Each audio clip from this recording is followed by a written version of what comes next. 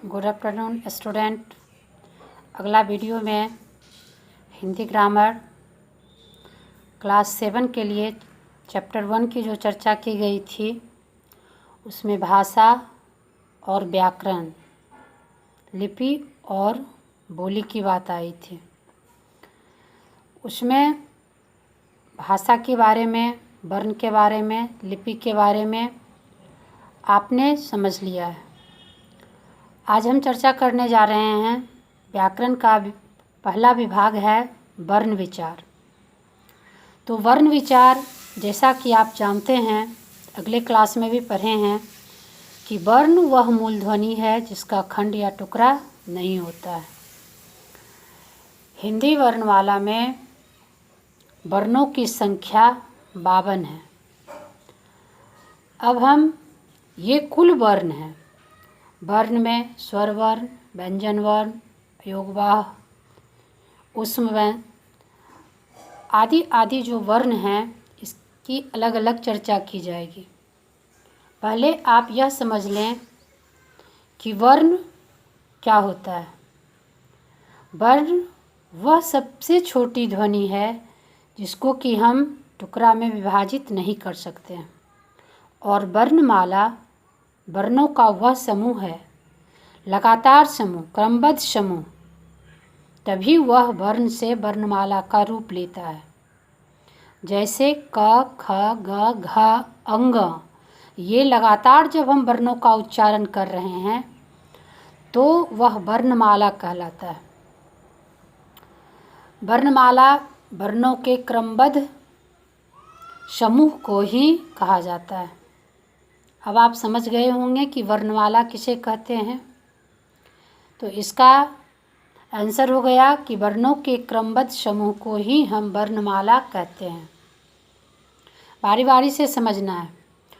अब स्वर वर्ण की संख्या 11 है और व्यंजन वर्ण की संख्या जो है वह 33 है। उसमें 25 जो हैं वह स्पर्श व्यंजन होते हैं, 4 अंतस्थ व्यंजन होते हैं, 4 संयुक्त व्यंजन होते हैं और 4 ऊष्म व्यंजन होते हैं। तो व्यंजन को जब हम इस प्रकार समझ रहे हैं, उसमें दो स्वर जो हैं वह अयोगवाह हैं, अंग और अ। यह अयोगवाह वर्ण है। अब आप यह समझें कि वर्ण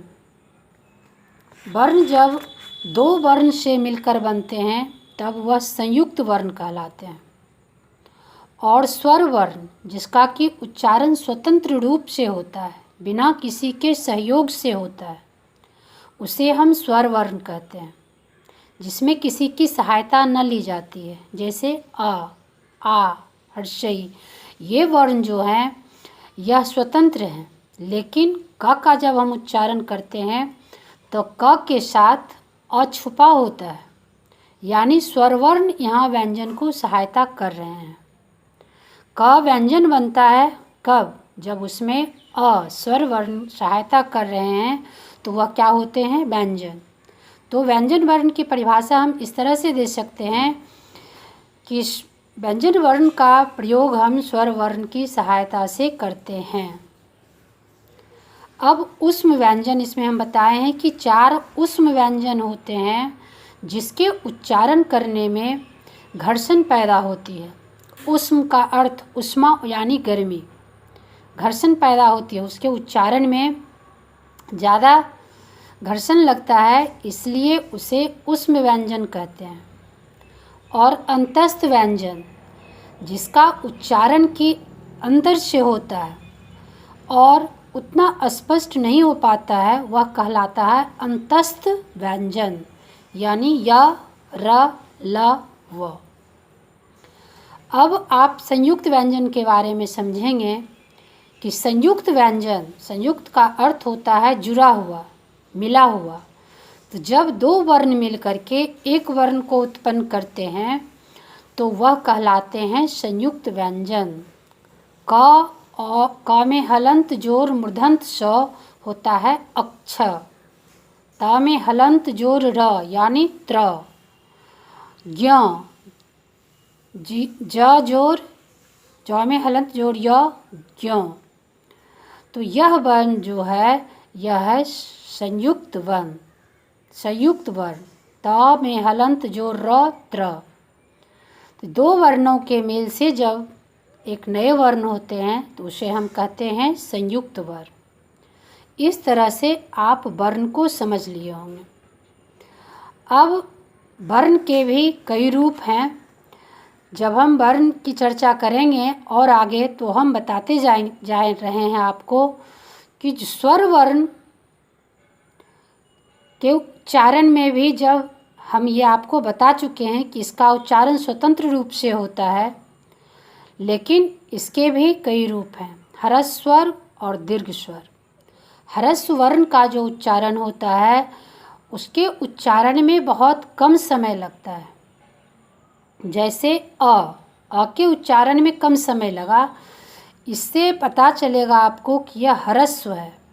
और आ के उच्चारण में दीर्घ यानी ज़्यादा समय लगा, यह दीर्घ स्वर में आते हैं। हर्षई, इसके उच्चारण में कम समय लग रहा है तो यह है ह्रस्व स्वर। और दीर्घई, यह होता है दीर्घ स्वर। इसी में बच्चे कंफ्यूज करते हैं। जैसे कि दिन और दीन, दिन का उच्चारण कितना जल्दी हो रहा है, दिन यानी दिवस, डे। और दीन उच्चारण में देर लग रहा है, यानी दीन, दीन शब्द का अर्थ होता है गरीब। तो जो बच्चे पारखी होते हैं, जो व्यक्ति पारखी होते हैं, वह शब्द के उच्चारण से समझ लेते हैं कि उच्चारण क्या कह रहा है, ह्रस्व वर्ण है या दीर्घ वर्ण है। वर्ण के माध्यम से वह शब्द का अर्थ समझ लेते हैं।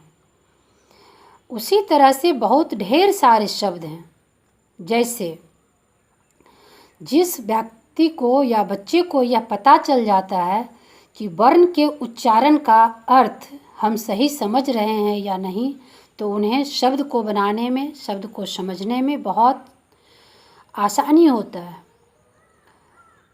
अब कुछ वर्ण ऐसे हैं जो प्लुत होते हैं। प्लुत का अर्थ होता है छिपा हुआ। जैसे हम बोलते हैं गुप्त, तो इसमें प तो संयुक्त मिला हुआ है, तो यह शब्द जो है प संयुक्त वह प्लुत स्वर है। आगे आप इस व्यंजन के माध्यम से अब आप समझते जाएंगे कि ह्रस्व स्वर, दीर्घ स्वर और प्लुत स्वर जो है, प्लुत स्वर के उच्चारण में बहुत समय लगता है। प्लुत स्वर के अंतर्गत बहुत कम स्वर से बहुत कम शब्द बनते हैं। जैसे ओम का जो उच्चारण होता है उसमें बहुत अधिक समय लगता है।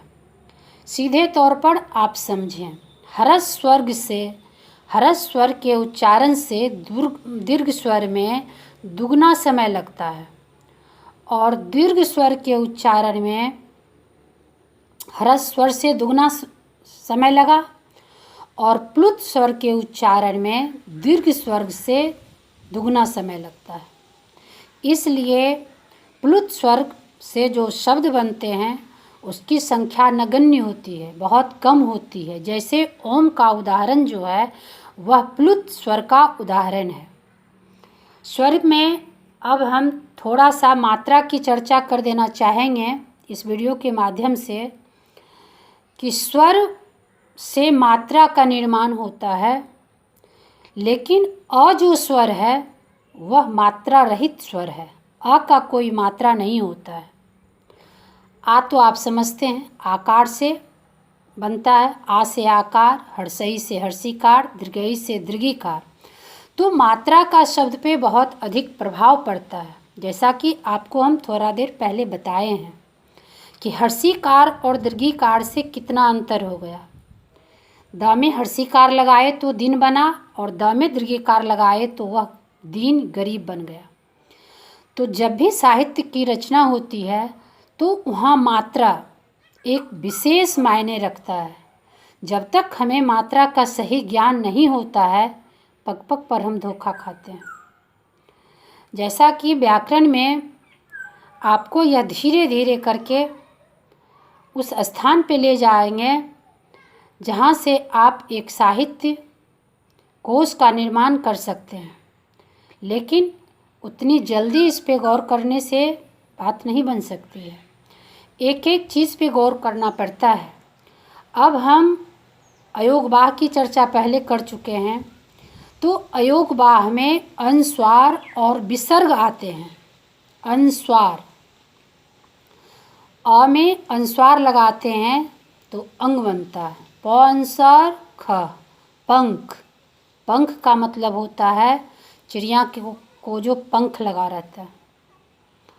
और अह शब्द का उच्चारण जैसे हम संस्कृत में ज़्यादा करते हैं, जैसे लिखते हैं छ विसर्ग छह, छह का मतलब छह होता है।